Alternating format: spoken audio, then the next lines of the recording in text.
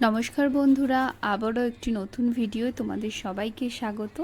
আর আজকে আমি তোমাদের জন্য নিয়ে এসেছি দারুণ টেস্টি আর ইজি একটা চিকেন রেসিপি, যেটা বানানো ভীষণ সহজ। তার জন্য প্রথমে এরকম একটা কড়াইতে 3 কাপ মতো জল নিয়ে নেব। আর জলের মধ্যে দিয়ে দেব দুটো বড় সাইজের এরকম বড় বড় করে কাটা পেঁয়াজ, 5 থেকে 6টা কাঁচা লঙ্কা। কাঁচা লঙ্কাগুলো গোটাই দেব, চিড়ে দেওয়ার কোনো প্রয়োজন নেই।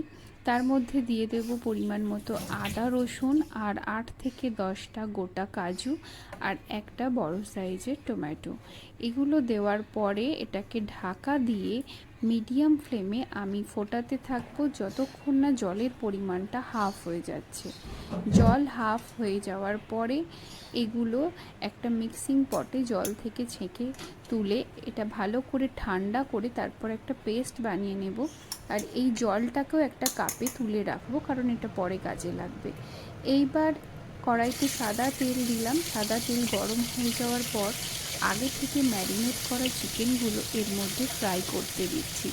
আমি চিকেন ম্যারিনেশনের জন্য 2 টেবিল চামচ টক দই, 1 চা চামচ লঙ্কা গুঁড়ো, 1 চা চামচ হলুদ গুঁড়ো আর স্বাদ মতো নুন, এগুলো দিয়ে 15 মিনিট চিকেনটা মাখিয়ে রেখেছিলাম। তারপর এইভাবে তেলের মধ্যে ফ্রাই করে নিচ্ছি। এপিট ওপিট উল্টে মিডিয়াম ফ্লেমে ভালো করে ফ্রাই করলেই কিন্তু চিকেন সিদ্ধ হয়ে যাবে। এইবার চিকেন ভাজার তেলে একটা বড় এলাচ, দুটো ছোট এলাচ, 3 থেকে 4টে লবঙ্গ, হাফ ইঞ্চি মতো দারচিনি ফোড়ন দেওয়ার পরে পেস্টটা দিয়ে দিলাম, যেটা কিনা আদা রসুন পেঁয়াজ টমেটো কাঁচা লঙ্কা কাজু বয়েল করেছিলাম। সেই পেস্টটা এর মধ্যে ঢেলে মিডিয়াম ফ্লেমে 5 থেকে 7 মিনিট ভালো করে কষিয়ে নেবার পর ফ্রাই করে রাখা চিকেনগুলো এর মধ্যে দিয়ে 10 মিনিট মতো মিডিয়াম ফ্লেমে ভালো করে কষিয়ে নেব।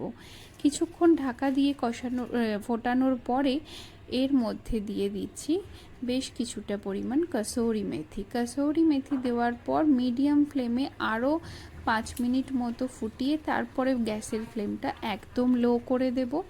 আর উপর থেকে দিয়ে দেব বেশ অনেকটা পরিমাণই ফ্রেশ ক্রিম।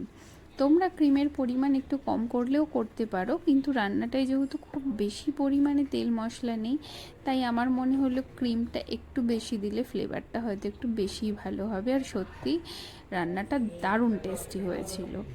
এবার এইভাবে মিডিয়াম একদম লো ফ্লেমেতেই ক্রিমটা চিকেনের মধ্যে ভালোভাবে মিশিয়ে নিলে রেডি। চিকেন লাবাবদার কেমন হয়েছে অবশ্যই জানিও।